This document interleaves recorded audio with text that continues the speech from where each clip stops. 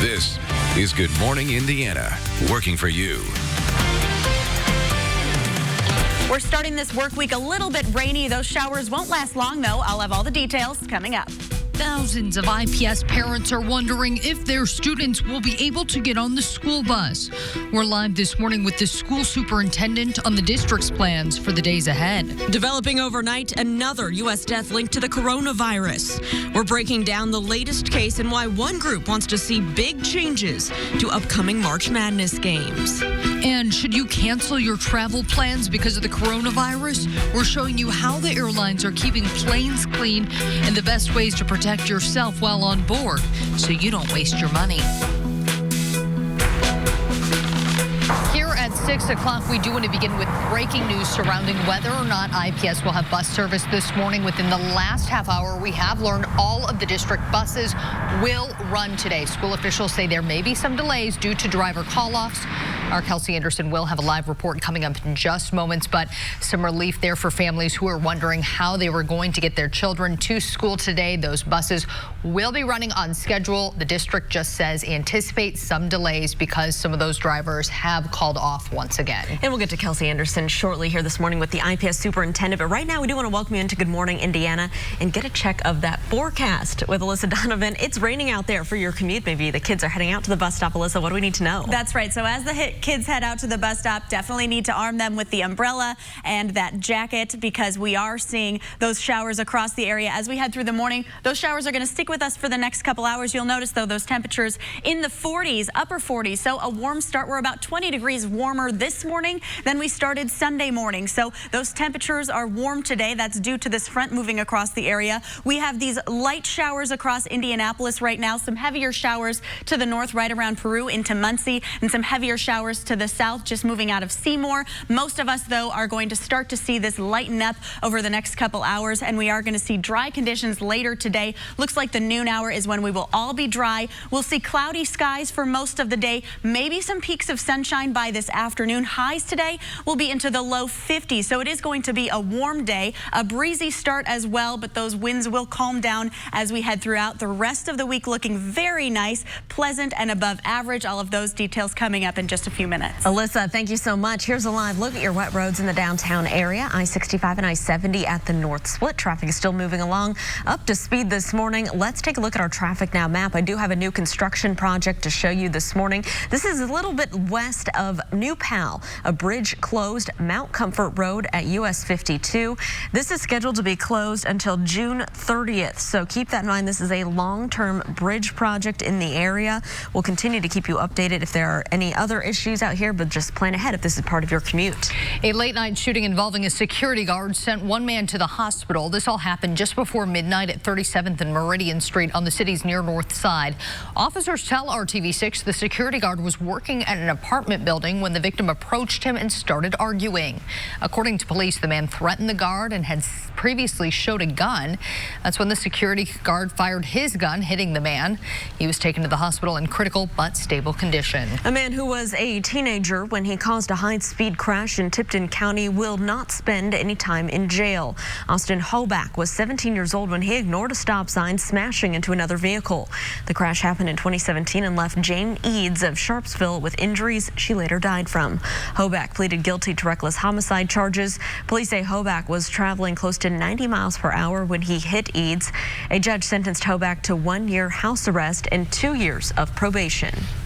Dashcam video shows a police chase ending with the arrest of a robbery suspect. Monroe County Sheriff's deputies were looking for the suspect near State Road 45 and South Harmony Road early Saturday morning. The suspect then led deputies on a chase. A spike strip was used to stop the minivan, and then the suspect got out and tried to run away. Deputies eventually caught him. They say he was carrying items stolen during a robbery in Seymour. It is 6:04. Performance issues surrounding the city's electric buses is causing Indigo to shift gears. The transit company says they will not buy any new electric buses until a solution to performance problems is found by BYD. The electric buses meant for the Red Line have not met the range nor battery performance that the city was promised. Instead, Indigo will buy 13 new diesel buses. The new buses will arrive by June and will cost no more than $7.5 million. Indigo has not paid any money for the electric buses. And new this morning, health officials report a second person has died from the coronavirus. This morning, a total of confirmed cases sits at 89.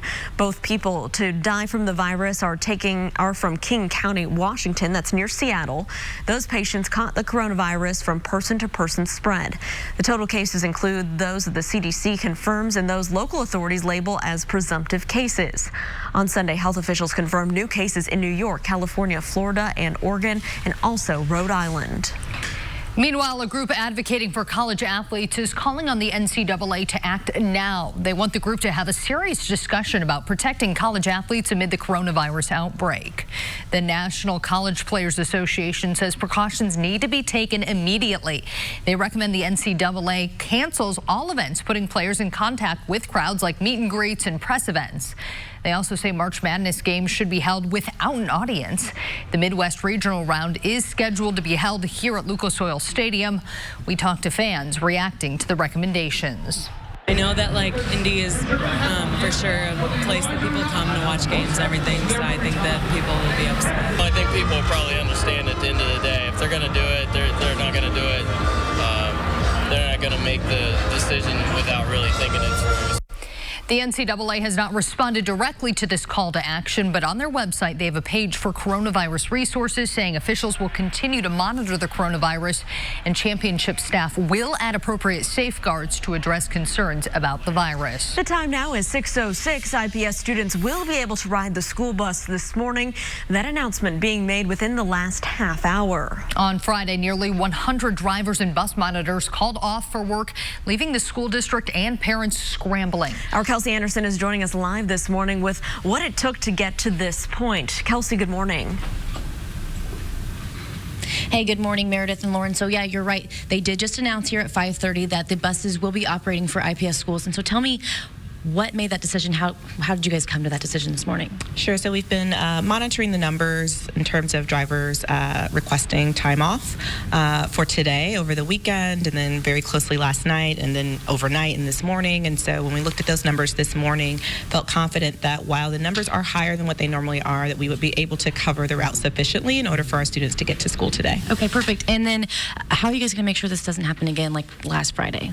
Yeah, so we'll continue to have conversations with union leadership. We have a conversation with the AFSCME team this morning just to make sure we're all on the same page. Their membership is on the same page as their leaders are. As has been shared, they were not supportive of this effort on Friday. And so to ensure that we're on the same page, we're moving in the same direction, and everyone's committed to getting our kids to school.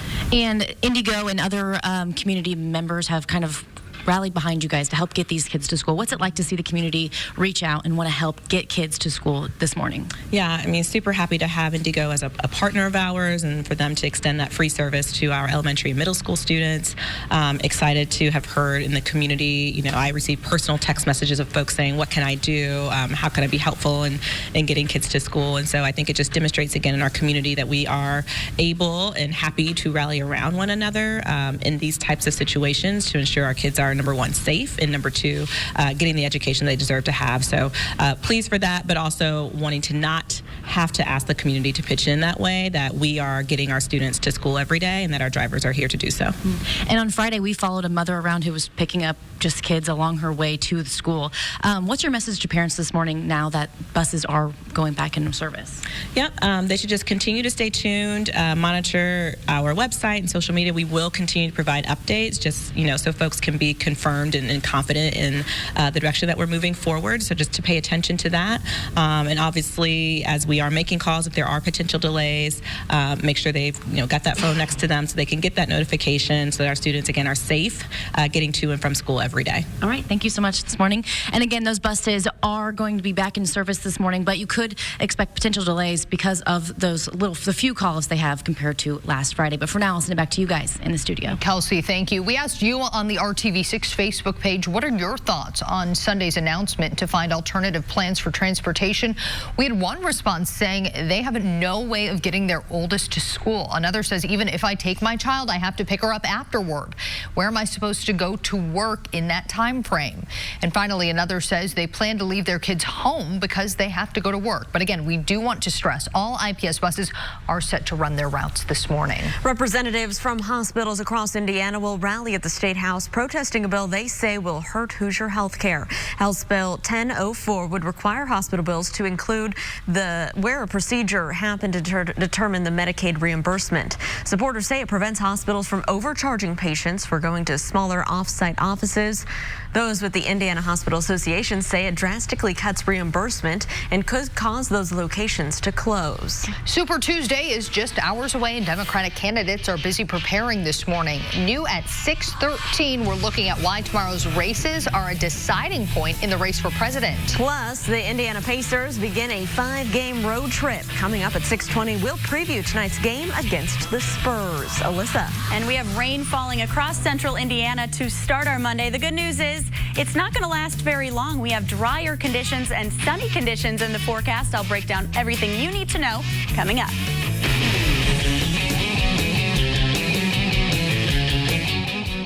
The way you want at tomwood.com.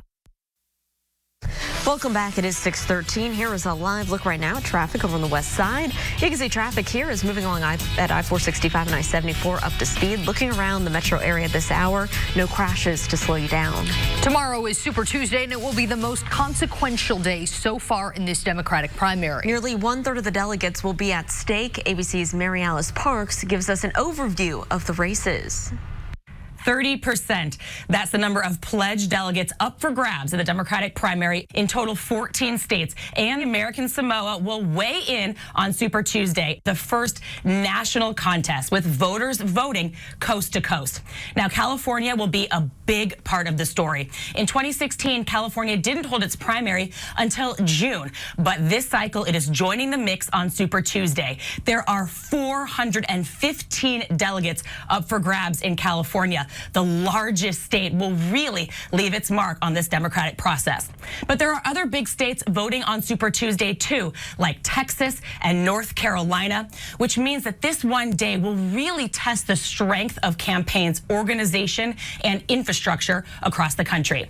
Now, Bernie Sanders' team says that he is best positioned to pick up delegates in the most states, and nationally his polls have been rising and strong. But former New York City Mayor Michael Bloomberg will also be a big part of the story on Super Tuesday because it is the first day that he will be on the ballot after skipping the first 4 contests. Now, there are no winner-takes-all states in the Democratic primary, but there is a 15% threshold that is very important. That's a high benchmark for a lot of candidates to meet, and what it means is if a candidate does not reach 15% in some congressional districts or statewide, they will not be eligible for any delegates at all in that state. And that means that when the dust settles at the end of Super Tuesday, some candidates could have amassed a delegate lead that is frankly very hard to catch. I'm Mary Alice Parks for ABC News in Washington. Meanwhile, President Trump heads to Charlotte, North Carolina today for another Keep America Great rally. Tonight's rally comes as Democrats gear up for Super Tuesday. North Carolina is among 14 states, along with American Samoa, where voters will head to the polls. The Jackie Robinson Foundation hosts the Robbie Awards tonight in New York City.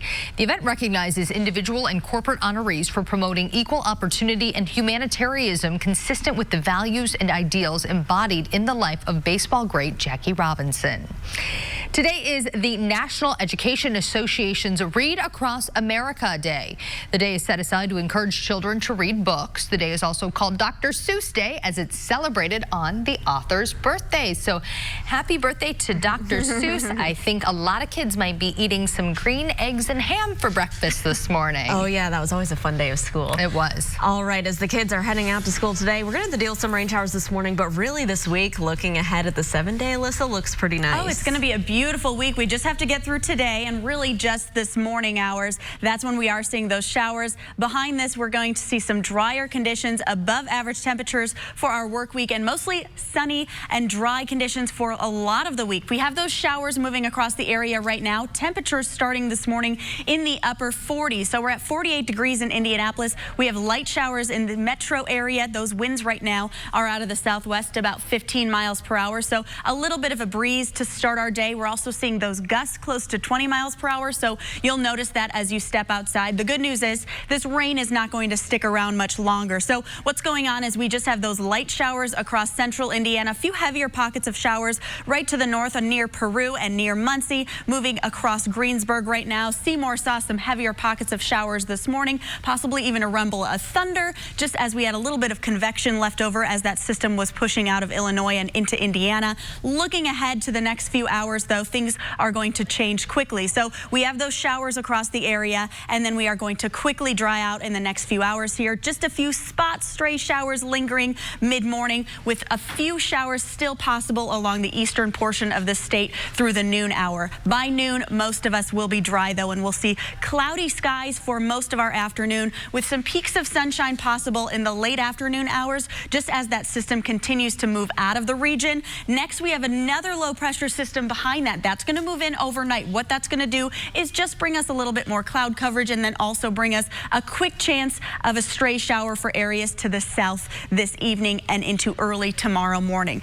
The rest of the week, things are looking dry. We're going to see high pressure building over the area, and we're going to see those temperatures climbing. So we're in the 50s today, and we're staying in the mid 50s for much of the week. We'll skyrocket close to 60 degrees on Thursday before we drop back down to average on Friday. Keep in mind, average is in the mid 40s, so still pretty warm. As we head through the day today, we are starting with those temperatures in the mid 40s, those rain showers this morning, and then spotty showers by the noon hour, mainly across eastern portions of the state. And then our highs today will be in the low 50s, maybe some sunshine this afternoon, and we'll see those winds die down today. They'll pick up again tomorrow with that passing low pressure system. Taking a look at the rest of the week, look at this, a beautiful week ahead. 50s Tuesday, Wednesday, and Thursday, with lots of sunshine in the forecast and dry conditions. Just a little wind possible for your Tuesday, and then we'll cloud up a little bit more on Friday, with those temperatures dropping back to average before we see another beautiful weekend ahead. All right, looks good, Alyssa. Thanks so much. Here's a live look right now at your commute on this Monday morning. Down on the south side here, I-65 at County Line Road between Johnson and Morgan counties. You can see Johnson and Marion counties, rather. You can see traffic here is moving along up to speed, both northbound and southbound. No issues if you're traveling from Greenwood, maybe heading to downtown. So that is good news. We do have our live drive vehicle out on the roads this morning, showing you what you can expect on I-465 northbound near I-74 there on the southeast side. You can see the windshield wipers working this morning. You'll need those as you head out there, but overall everything's traveling up to speed, as you can see. Let's take a look at some drive times on our Traffic Now maps. Heading southbound on Interstate 69 through Hamilton County, it's a 5-minute commute from State Road 37 to I-465. No delays. The Pacers are looking to extend their winning streak to 4 tonight. The blue and gold are on the road in San Antonio. The Pacers look to build on Saturday's win over the Cleveland Cavaliers. And the Spurs are the last team the Pacers have yet to play at least once this season. The Spurs have been struggling lately, winning just 3 of their last 10 games. The game in San Antonio starts a 5-game road trip for the blue and gold. GoodRx says it'll stop sharing personal information with Facebook. Consumer Reports published an article showing that GoodRx shared data with Google, Facebook, and about 20 other sites. GoodRx helps people find discounts online for medications. The sites received information on the medications users were researching. GoodRx says it will stop sharing this with Facebook and show users the information that it gathered. Being able to pay for health care next year is something a lot of Americans are worried about. About 30% of voters say affordable health insurance and out-of-pocket prescription drug costs are a big concern for 2021. That's according to a survey from the Commonwealth Fund. 1 in 5 voters said they already have trouble paying medical bills and have been forced to dip into retirement funds. Most said reducing health care costs should be a top priority in the coming year. A New Jersey basketball team's manager has always been there for them. New at 6:25, we'll show you how the team gave him the surprise of a lifetime on the hardwood. All right, Bachelor Nation, grab your coffee and get ready, because we have a big morning for you. Ooh. Yeah, coming up on GMA, the big live announcement. Who will be the next bachelorette to go on the journey to find love? Is it someone we've already seen, or is it someone we're just meeting? Maybe it's Alyssa Donovan. Oh. Ooh. Make your bet. Stay tuned. That big reveal is coming up on GMA. At 6:21, we'll be right back.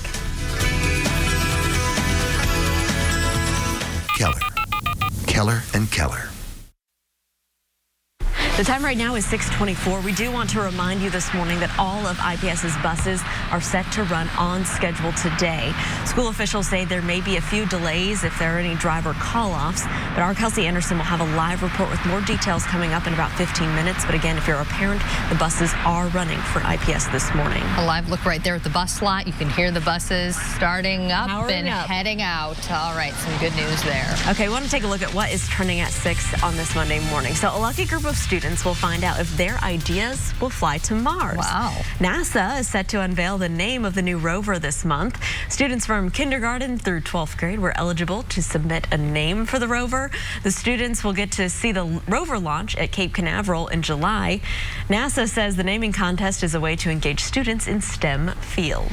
An icon in Atlanta lit for the first time in 2 decades. The Olympic Cauldron was lit over the weekend for the 2020 Olympic U.S. Marathon Trials. The cauldron stands near the site of the 1996 Summer Games. The cauldron was lit 24 years ago by Muhammad Ali during the opening ceremonies. This year, it was lit with a smartphone app. Ooh, so there you go. 2020. Yes.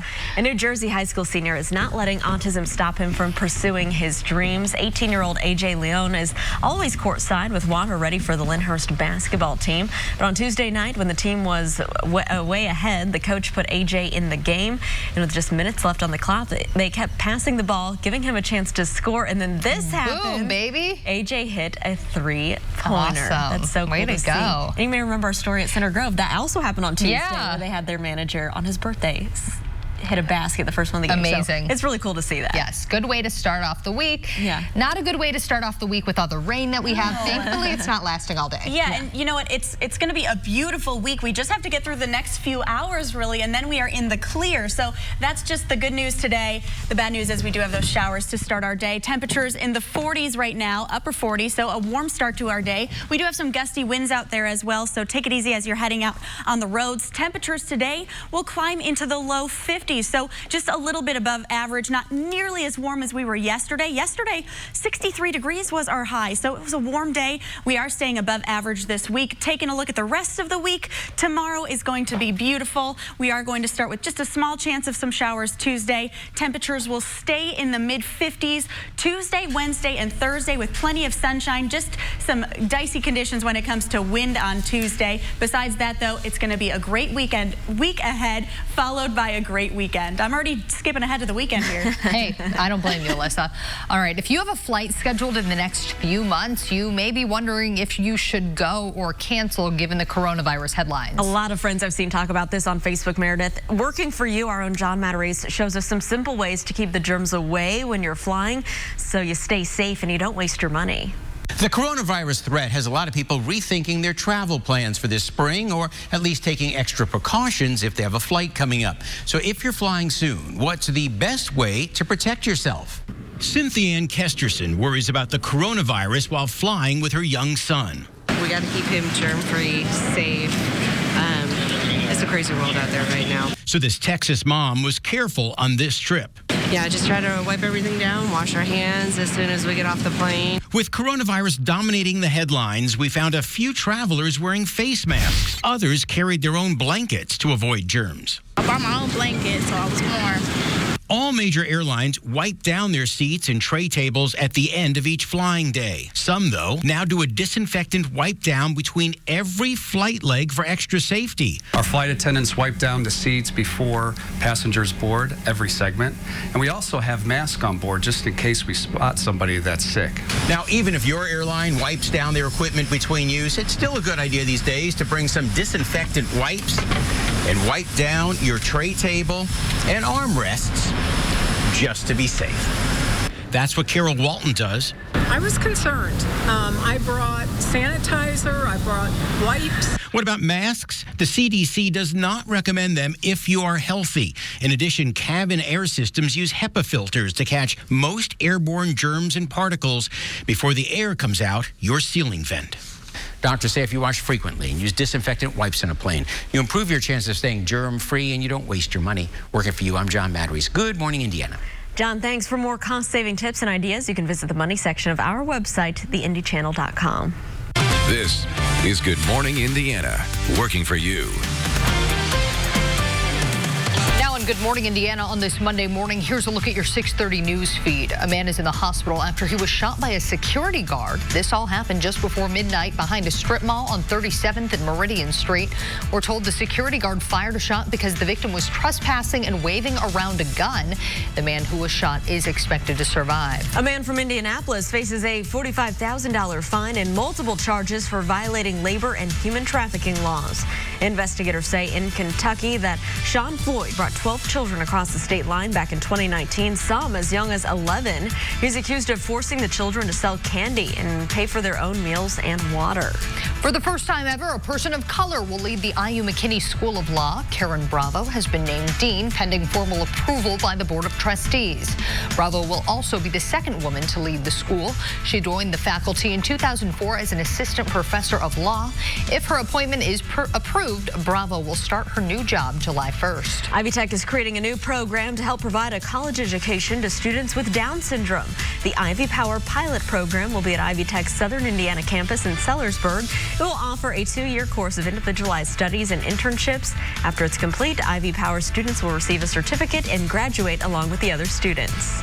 That adorable bulldog pup Blue one step closer to becoming Butler University's official mascot. Before Saturday night's sold-out game at Hinkle Fieldhouse against DePaul, a changing of the collar ceremony took place. It's a bittersweet moment for Michael Kaltenmark, the leader of the mascot program for 16 years. Wednesday is Butler's last home game and the last time current mascot Tripp and Kaltenmark will run out with the team. Here at 6:30 on your Monday morning, we want to welcome you in. Thanks so much for joining us. I'm Meredith Barrick. And I'm Lauren Casey. Alyssa Donovan here to break down your forecast. We got to get through some rain showers before we have some nice weather ahead. Yeah, and the good news is we do have really a great week ahead. We just have to get through the next couple hours even, and then our afternoon is going to be pretty nice as well. So just bear with us as we have these showers moving across the area this morning. This is all from a cold front that's just strapped along the end of Illinois and moving into Indianapolis right now. That's bringing us some light showers across the metro area. You'll probably notice it as you head out your door. Some heavier showers to the north near Kokomo and moving into Muncie. Some heavier showers to the south moving through Bloomington and towards Seymour, towards Greensburg as well. Those areas, you may even hear a small rumble of thunder because we do have just a smidge of convection left over in this system as it's pushing across the area. So don't be surprised if you hear that this morning. Not expecting anything severe, but you might notice it as you head outside. Looking at the rest of the day, the good news is those showers are not going to last very long. In the next few hours here, by mid-morning, we are going to dry out and see those showers lighten up. Highs today will be into the low 50s. Much drier conditions the rest of the week. Those details in just a few minutes. Alyssa, thank you. We're keeping a close eye on those wet roads this morning. Right now, our live drive is hopping on westbound I-70 at Mount Comfort Road to our east. You can see traffic there pretty quiet this morning. Windshield wipers working hard. Use caution for your commute because of the rain. Everything else is traveling up to speed, though. Of course, we'll keep you updated.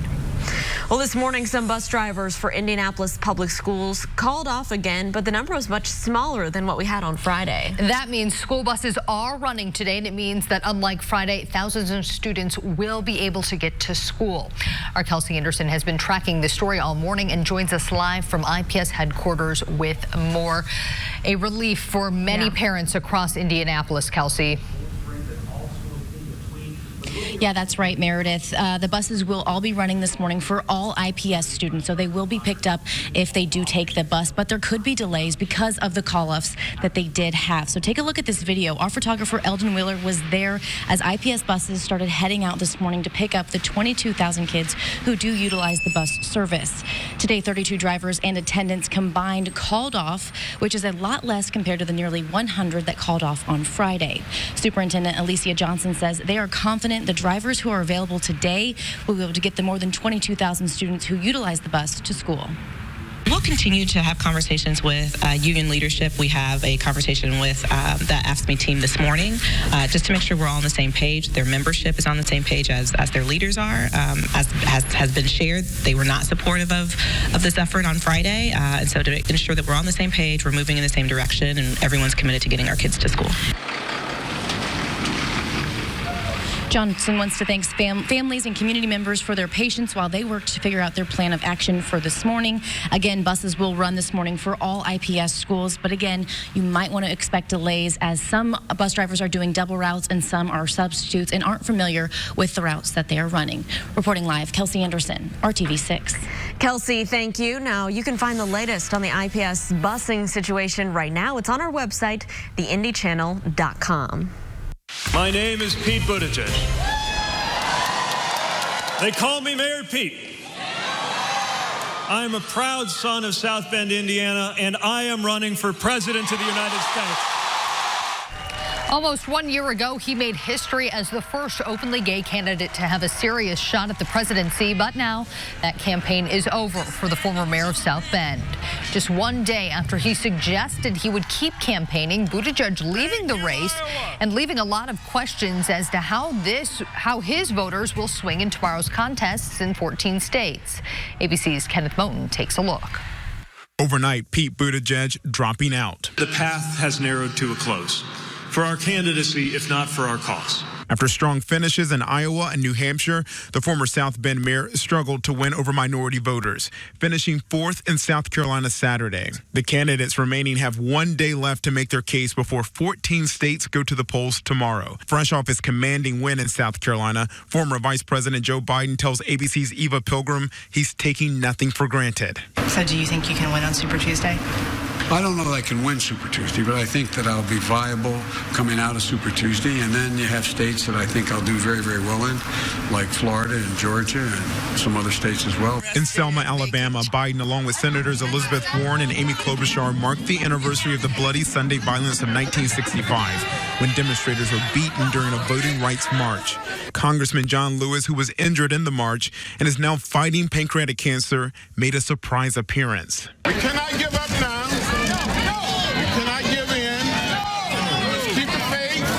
This morning, Biden is facing an uphill climb against delegate leader Senator Bernie Sanders, who spent far more money in Super Tuesday delegate-rich states like California and Texas, where he leads in the polls. In Minneapolis last night, Klobuchar was forced to cancel a rally in her home state after protesters chanting Black Lives Matter took over the stage, shouting, demanding she drop out. The wild card tomorrow, billionaire Michael Bloomberg, who's on the ballot for the first time. The former New York mayor has faced criticism for his record on race relations. In Alabama Sunday, some churchgoers turned their backs on him. But Bloomberg says he's in the race for the long haul. If you don't finish in the top 3 on Super Tuesday, is that it for you? No, of course not. There's a number of elections after that. Kenneth Moten, ABC News, New York. It is 6:36 on your Monday. The coronavirus that causes the COVID-19 illness impacting tens of thousands of people worldwide may have been circulating in Washington state for the past 6 weeks. Washington state's health department says that's according to a genetic analysis of virus samples. It also suggests the virus could be spreading in other states without yet being detected. Now, Washington state is where both the deaths from this disease here in the United States have happened.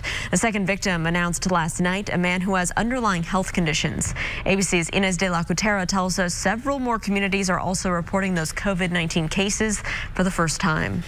Late Sunday, officials confirming a second death from coronavirus in the U.S. A man in his late 50s outside Seattle who had underlying health issues but no known travel abroad. Health officials in Washington state also confirming 2 new cases, both men in their 60s, also with underlying health issues, both in critical condition. The CDC now sending a team to help contain a potential outbreak at a nearby nursing care facility. At least 2 people testing positive, dozens more being examined. I think it's very important that we treat the American people like adults and explain to them that we don't know where this will go. At least 74 Americans have the virus. California, Washington, and Oregon all reporting incidents of community spread.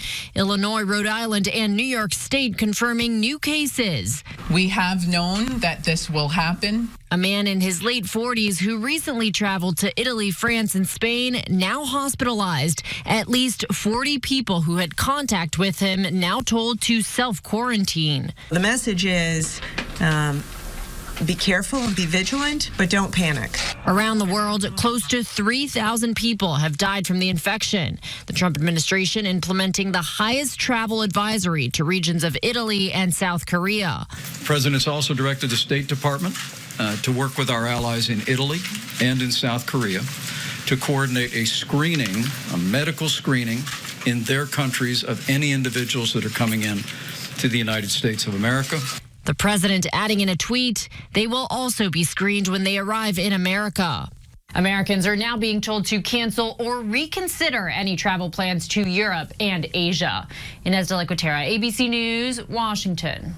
You may not think much of the census, but that form you're asked to fill out could mean life or death for some critical services around the city. Up next, why community groups want to make sure you are counted this year. We'll be right back. $25 off any plumbing repair. This year is a census year, and that means there are big bucks on the line for families in need and the community organizations that serve them. Our Troy Washington has more on why this is so important to get an accurate count. The federal government allocates $675 billion towards social efforts, things such as housing, education. As the CEO of the Indianapolis Urban League, Tony Mason knows the difference a U.S. Census undercount could make. We probably help somewhere in the area of 400 to 500 families with emergency rent and utility assistance. You know, most of those dollars come through FEMA funds. So we're talking about federal funds. He's looking at it from the perspective of being a person at the helm of helping in the city. He knows there's a great need and that the only way to keep giving back is to make sure an accurate count reflects the real need. If we experience an undercount, then it will affect funding for vital programs and services, not only here in Indianapolis, but across our entire state. Everything from Medicaid, SNAP, WIC, all sorts of public assistance programs will then be underfunded. He thinks there's some misconceptions when it comes to minorities and completing the census form. And he wants people to know the information stays private for at least 7 decades. And it won't be released to police or immigration and customs enforcement. Necessary, it is vital, it is hugely important. On April 1st, the census is expected to be completed. The head of the household must include everyone living inside of the home. Mason can't stress enough what could happen if everyone isn't counted in. We put the census count, it's right there with voting in each election and at every level of government. If forms are not completed by April 1st, the Census Bureau will follow up in person in an effort to get the most accurate count possible. Working for you, Troy Washington, RTV6. Well, it's supposed to help traffic move smoothly once it's done, but up next we'll have more on Roadwork that might slow things down a bit in Fishers for the time being. Alyssa. And we are starting with some rain this morning, but our rain chances diminish throughout our Monday. I'll have a look at the rest of the week coming up. You're watching Good Morning Indiana. We'll be right back. Visit TomWoodSubaru.com. It's 6:46. Welcome back to Good Morning Indiana. I want to take you up to Hamilton County here, I-69. This is a view at State Road 37. We showed you this camera originally. We're going to just show you about this disabled vehicle in the right shoulder, but as we're watching the camera, more and more vehicles are pulling over, putting their flashers on, so not exactly sure what is happening here besides one disabled vehicle. I'm not sure if there's a pothole in the road, but we're going to continue to monitor this spot and keep you updated throughout the morning. Also want you to note that Zionsville schools, you are on a 2-hour delay this morning due to some water pressure issues. A change for students there this morning. We'll keep you updated on both of those issues. We do have another traffic alert for you this morning. The next phase of construction for State Road 37, a project in Fishers, is now underway. This is phase 3 of the work at 126th Street and State Road 37. It includes closing the west side of 126th Street. That's set to be closed until July. The third phase of construction will be the excavation of the intersection and construction of the bridge here at 126th Street. During this time, you will not have access to the cross street and all left turns will be restricted. State Road 37 will not close during this phase, but southbound traffic will shift to the northbound lanes and 2 lanes will remain open in each direction. You can still access the businesses in the area from Lantern Road. For the traffic, they just need to keep their eyes open and be aware and slow down through all the traffic. Potentially take different routes, plan times at different times of day when it's not as busy. To get around this area, use 116th Street or 131st Street to Allisonville Road. The goal of this project is to reduce congestion and improve safety along State Road 37 in Fishers and Noblesville. Crews will be replacing traffic signals at the intersections with raised roundabouts and separated interchanges. So something to keep in mind if that is part of your commute. Right now, we do want to get a check of our forecast, though, with Alyssa. Alyssa, that color behind you looks deceiving. I know. It makes me feel like it's supposed to be like summer? 80 degrees out right now. We're not going to get to 80. I do want to tell you guys, yesterday we hit 63 degrees. It was so nice out yesterday. It was beautiful outside, but yesterday we started a little cold, and we're about 20 degrees warmer this morning than we were yesterday morning. So that just gives you an idea of that warmer air that is around central Indiana this morning as you start our day, and we're going to stay warm as we head through our day. Not nearly as high with those temperatures today as what we saw yesterday, but still above average. Right now, it's 48 degrees in Indianapolis, 47 in Kokomo, and 50 in Bloomington. You can see we have those widespread showers across the area. Those winds right now out of the southwest, just a little bit breezy, up to 15 miles per hour. Those gusts today are going to be close to 20 miles per hour this morning, so you'll notice that as you head out. The good news is those wind gusts and those rain showers will die down in the next few hours here, but right now we do have still a few showers across the area. The metro seeing mostly light showers, a few heavier showers to the north along I-69 towards Muncie, and a few heavier showers to the south of Bloomington. Those areas we could see some higher rainfall totals. Most of us, though, a half an inch of rainfall possible on the high side. Most of us will be closer to a quarter inch, if even that. So in the next couple hours here, we have these showers. We're seeing the heaviest portion of the system moving through right now, and that's going to die down quickly by about 8 or 9 a.m. Only some stray spot showers possible as this cold front that's moving through pushes out of the area. So what's happening next is we're going to be left with just some cloudy conditions for most of the afternoon. By the late afternoon hours, could even see some peaks of sunshine, especially over our northwest counties here, including Lafayette and Crawfordsville. You'll start to see some sunshine later today, but it's not going to stick around overnight. We have a low pressure system that's developing just off to our west, and as that does, we have the potential of just a few stray showers this evening and overnight, mainly across the southern counties, and then that's just going to be very light as well. Could linger into early Tuesday morning for some of our southeast friends, but most of us will be dry after this first batch of rain moves through this morning, with just a stray shower possible by midday and then drying out. Looking ahead to the rest of the week, high pressure is going to build in Tuesday afternoon. What that's going to do is bring us plenty of sunshine and drier conditions. We have a couple systems that are going to get close to us from the south, could bring us a stray shower by midweek, but looks like a lot of that will actually stay pretty far south. So just a small chance of that. Besides that, dry and sunny and pleasant conditions this week. Usually our temperatures are in the mid-40s. Tuesday will be in the mid-50s, and we'll stay in the mid-50s Wednesday and Thursday with plenty of sunshine. The only hiccup on Tuesday is a chance of some stray showers to start our day, and then also some gusty winds. Taking a look at today, though, we're starting with those temperatures in the 40s, those rain showers possible to start, and then we are going to see those drop off by the noon hour. Temperatures climbing into the low 50s with mostly cloudy skies, maybe some sunshine later this afternoon. Taking a look at the rest of the week, looking great. 55 for our high on Tuesday, mostly sunny skies, partly sunny on Wednesday. We're staying in the 50s until Friday. That's when we drop off closer to where we should be this time of year, and a great weekend next week. Alyssa, thanks so much. Here's another look right now at traffic on I-69. This is at State Road 37, the southbound lanes. You can see we do have police on the scene right now. We had a disabled vehicle in the right shoulder, and then several disabled vehicles in the right shoulder and left shoulder. Not sure exactly what's going on here, but police are working this area. So use caution if this is part of your commute this morning, and expect a few delays. Let's take a look right now from our live drive vehicle. Right now we're heading northbound on I-65 near 38th Street on the northwest side. You can see traffic there is open, traveling smoothly, using the windshield wipers because we still have the rain out there this morning. Also, just want you to note for south side drivers getting on I-465 at East Street, we do have a crash in that area at Thompson Road, slowing things down just a bit for south side drivers. Keep that in mind for your morning commute.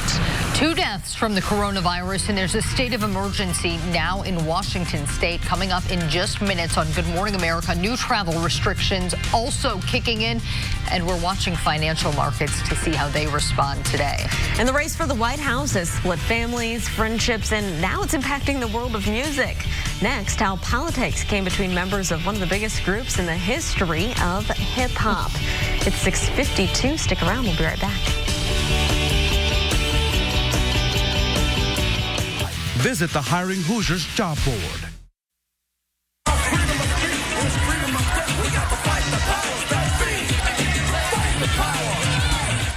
They went from fighting the power to fighting each other. An iconic hip-hop group apparently breaking up permanently over politics of all things. Public Enemy says they are moving forward without Flava Flav, almost 4 decades together. Public Enemy co-founder Chuck D and Flav have had legal issues before, but the breaking point came this weekend when Public Enemy announced it would hold a free concert as part of a rally for Democratic presidential candidate Bernie Sanders in Los Angeles. Yeah, so Flava Flav's lawyer sent a cease and desist letter to Sanders' campaign saying it was not authorized to use Flav's likeness and trademark.